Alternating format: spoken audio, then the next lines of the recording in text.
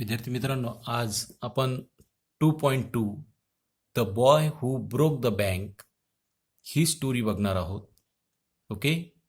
In last period I had explain you 2.1. You are dying slowly, this poem. Now you have to focus on this story. Please open your book, okay, and start to watch it.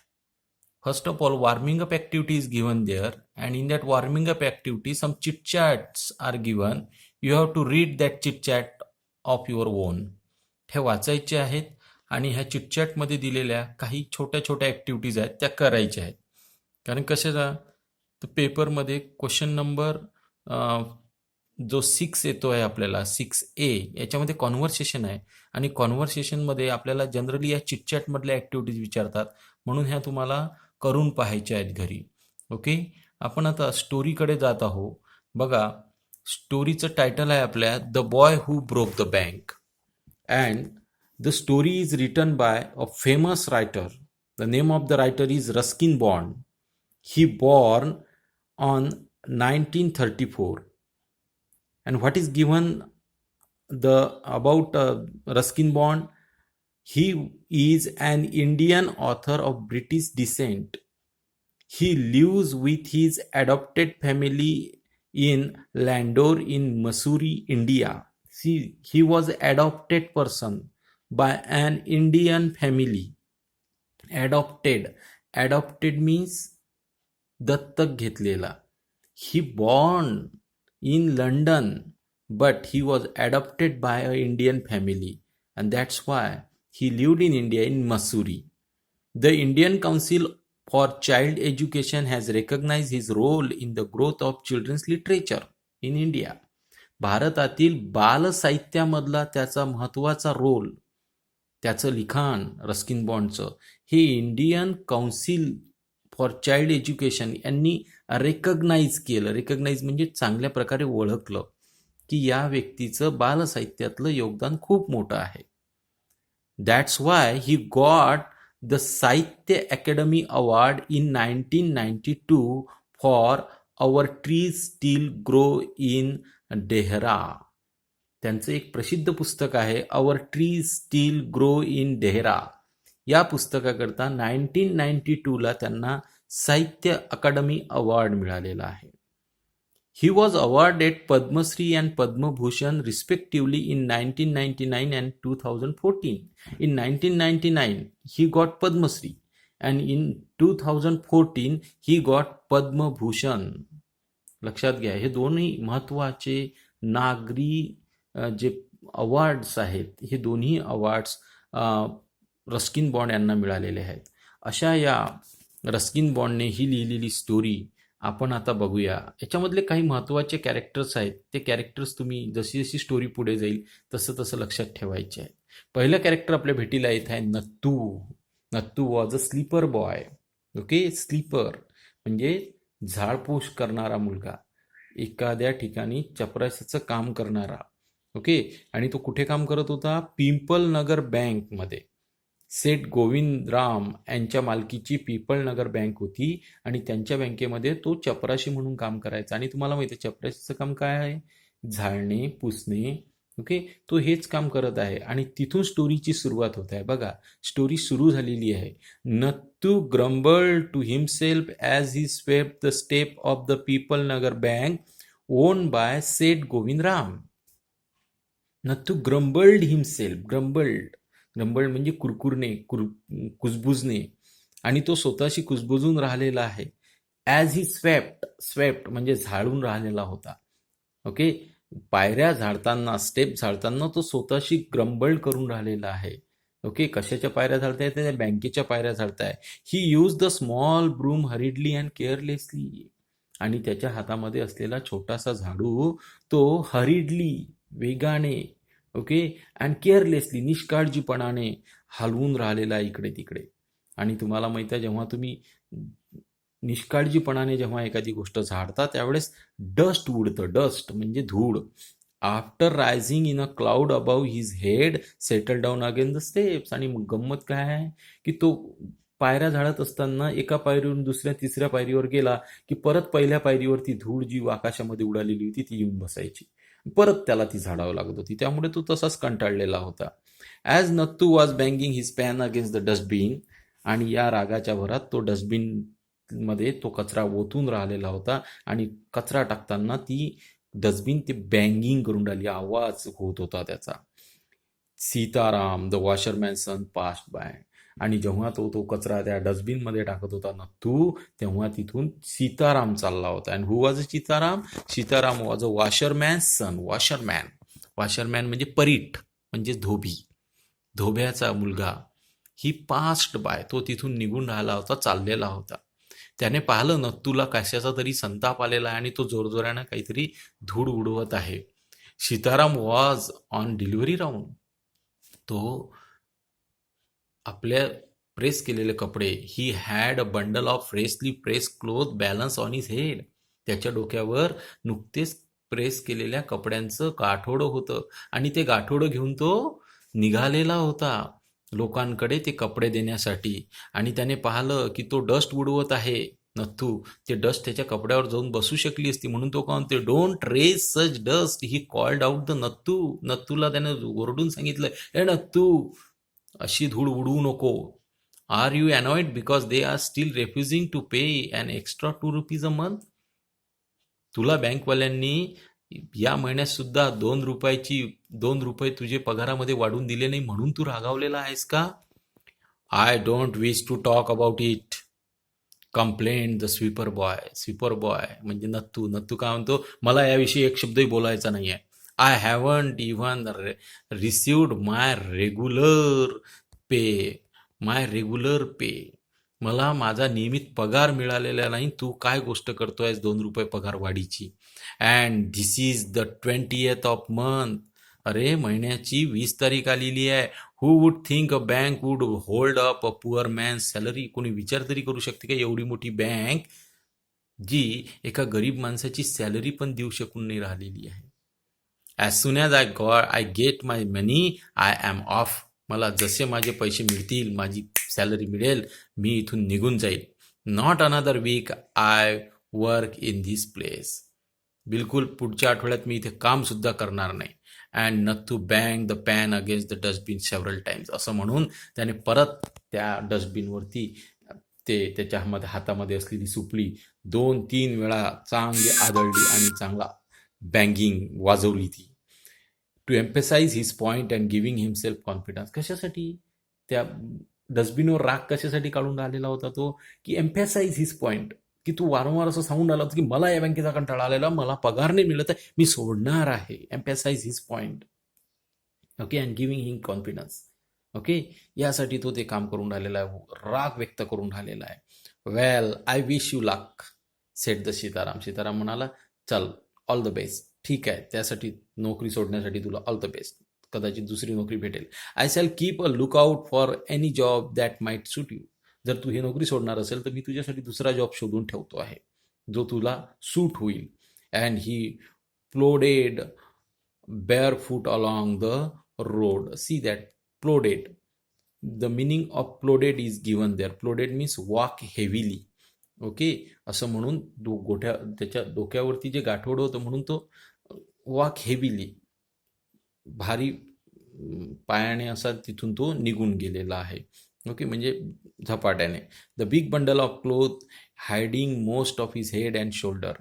इतकं मोठं bundle होतं त्याच्या डोक्यावर, इतकं मोठं गाठोडं होतं की ज्याने त्याचा चेहरा, त्याचे हेड म्हणजे त्याचं डोकं आणि त्याचे शोल्डर पूर्णपणे झाकले गेले होते. त्यामुळे त्याला ते भारी, तुम्हाला माहिती आहे की डोक्यावर एखादं भारी वस्तू असली म्हणजे माणूस कसा चालतो तशासारखं तो निघून गेला तिथून.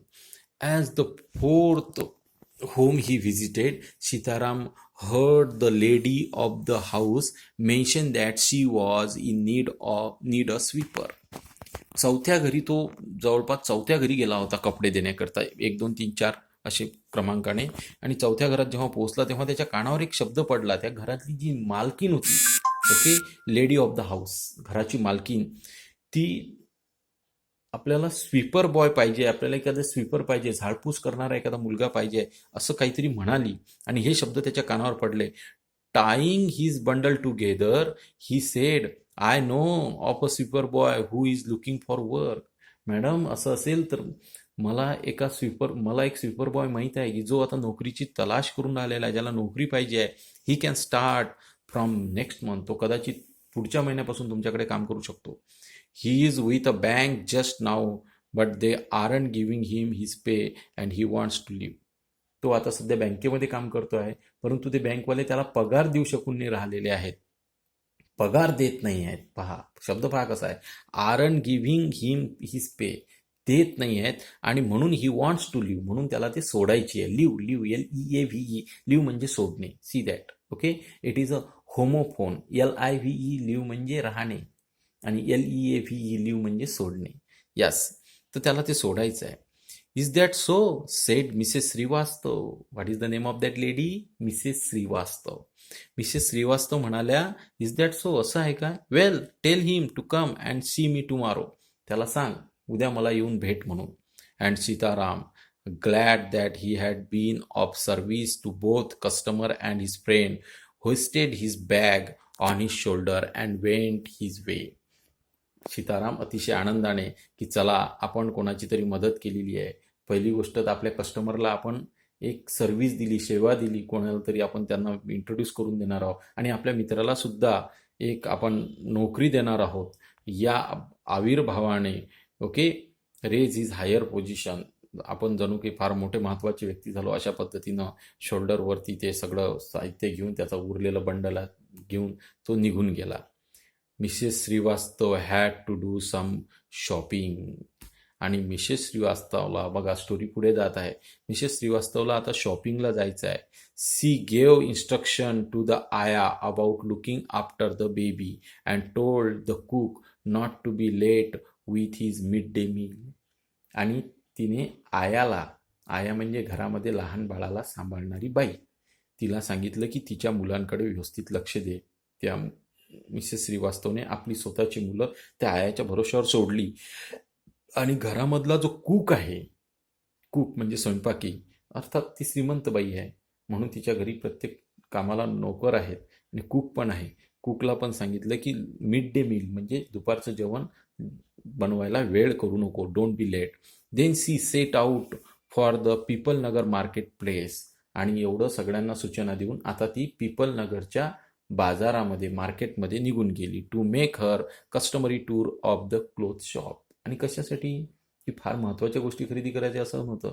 स्त्रियांना जो शौक असतो शॉपिंग करण्याचा, कपडे खरेदी करण्याचा, साधारणतः त्या कस्टमरी टूरसाठी, ओके, कस्टमरी म्हणजे युज्युअल हॅबिच्युअल सवयीप्रमाणे ती क्लोथ शॉपकडे निघाली.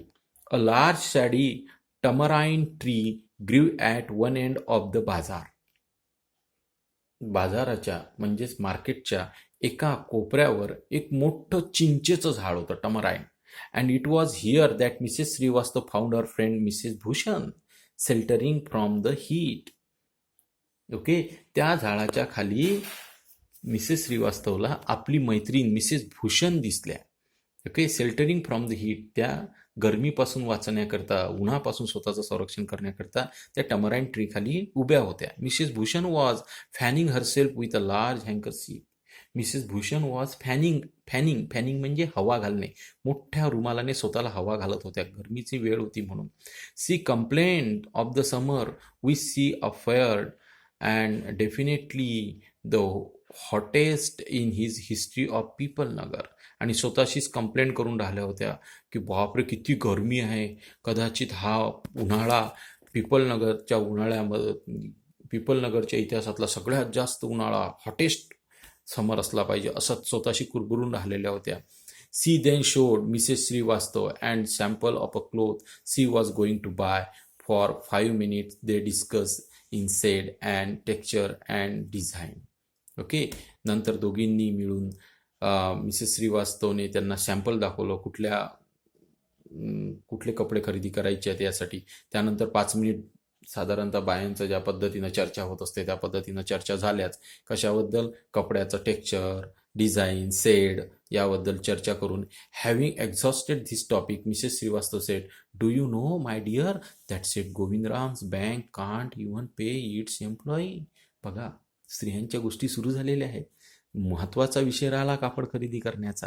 आणि गावातल्या इतर गप्पांविषयी आता त्या दोन स्त्रिया बोलायला लागलेल्या आहेत की बघा काय म्हणते ती. Do you know my dear, तुला माहित आहे का, शेठ गोविंदरामची bank can't even pay, can't देऊ शकत नाही एम्प्लॉईला payment.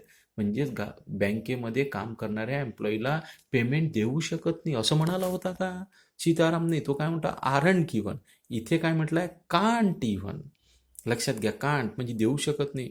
Only this morning I heard a complaint from the sweeper who haven't received his ways for over a month. आजच सकाळी मी तिथल्या स्वीपरची तक्रार ऐकली की ज्याला कितीतरी महिन्यापासून पगारच मिळालेला नाही. See that. अशा पद्धतीनं दोघा पहा, तुम्हाला चित्रामध्ये ते दिसते आहे. दोघी जणी चर्चा करत आहेत, मिसेस श्रीवास्तव आणि मिसेस भूषण. हो शॉकिंग रिमार्क भूषण. भूषण हो भाई असं आहे का. If they can't pay the sweeper they must be in a bad way. जर ते स्वीपरला पगार देऊ शकत नसतील, ओके, शिपायाला जर पगार देऊ शकत नसतील, तिथल्या झाडपूस करणाऱ्या माणसाला पगार देऊ शकत नसतील, ह्याचा अर्थ त्यांच्यावरचे दिवस म्हणजे बँकेकडे फार कठीण दिवस आलेले आहे. None of the other could be getting paid either. मग तर बाकीच्यांनाही पगार नसेल मिळत. She left Mrs Shrivastava at the tamarind tree and went in search of her husband who was sitting in front of the Kamal Kishore photography shop talking with the owner. Mrs Bhushan नंतर श्रीवास्तवला तिथे सोडून आपल्या नवऱ्याच्या शोधार्थ, ओके, हजबंडला शोधत शोधत मार्केटमध्ये गेल्या, जो कमल किशोरच्या फोटोग्राफ शॉपवरती बसलेला होता. ओके, त्या शॉपमध्ये बसलेला होता. टॉकिंग विथ द ओनर म्हणजे कमल किशोरच्या सोबत बोलत बसलेला होता मिसेस भूषण यांचे मिस्टर. ओके, म्हणजे Mr Bhushan. So there you are cried Mrs Bhushan. Mrs Bhushan, असं तुम्ही इथे येऊन बसल्या. I have been looking for you for almost an hour. 1 तासापासून शोधून राहिली मी तुम्हाला आणि तुम्ही इथे येऊन बसलेले आहात. Where did you disappear. कुठे गायब झाले होते. Nowhere replied Mr Bhushan. Mr Bhushan म्हणाले नाही ग, इथेच तर, कुठे गायब होणार आहे. Had you remind stationery in one shop I might have found you. जर तू एका दुकानात थांबत असेल तर मी तुला सापडलो असतो. तू 10 दुकानं फिरून राहिली, मग मी तुझ्या मागे मागे फिरू काय. And you go from one shop to another. एका दुकानातून दुसऱ्या दुकानात. Like a bee in a flower garden. जशा गार्डनमध्ये फुलांवरती मधमाशा एका फुलावरून दुसऱ्या फुलावर, दुसऱ्या फुलावरून तिसऱ्या फुलावर, तशी तू एका दुकानातून दुसऱ्या दुकानात, दुसऱ्या दुकानातून तिसऱ्या दुकानात. आता मला सांग, मी काय तुझ्या मागे मागे फिरू. Don't start grumbling, the heat is trying enough. अरे आधीच तर उष्णतेनं माझा जीव कासावीस झालेला आहे, त्यात तुम्ही आता ग्रम्बलिंग करून राहिलेले आहेत, माझ्याशी वाद घालतायत. तसं करू नका.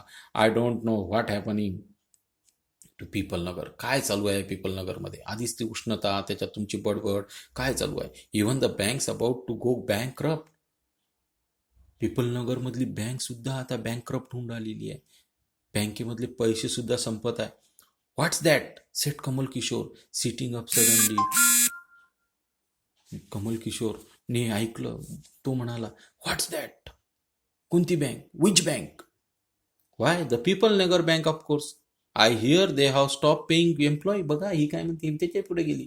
मी आज ऐकलं की त्यांनी त्यांच्या कर्मचाऱ्यांना पगार देणंच बंद केलेलं आहे. Don't tell me you have an account there Mr Kishore. Mr Kishore असं नका सांगू आता की तुमचं सुद्धा तिथं अकाउंट आहे म्हणून. No but my neighbour has. माझं नाही वहिनी, परंतु माझ्या शेजाऱ्याचं आहे. ओके, माझ्या शेजाऱ्याचं आहे तिथे account. He explain and he called out over the low partition to the keeper of the barber shop next. त्याच्या दुकानामधल्या पार्टिशनवरून म्हणजे त्या भिंतीवरून बाजूच्या बार्बर शॉप, बार्बर म्हणजे कटिंग, सलून कटिंगचं दुकान. ओके, सलूनचं दुकान. आणि त्या सलून मधल्या दुकानाला मालकाला म्हणाला, दीपचंद, काय नाव होतं त्याचं, Deepchand, have you heard the latest. The people Nagar bank is about to collapse. Pipalnagar bank डुबत आहे. पीपल नगर बँकेचं वाटोळं झालेलं आहे. You wouldn't better get your money out as soon as you can. अरे धावत जा लवकर त्या बँकेतून, जितक्या लवकर होतील तितक्या लवकर पैसे काढून आण, असं तो म्हणाला. आणि तिथून त्याला दक्ष केलं. मित्रांनो, आज आपण इथे थांबूया. उद्या परत उरलेला भाग आपण कंटिन्यू करूया.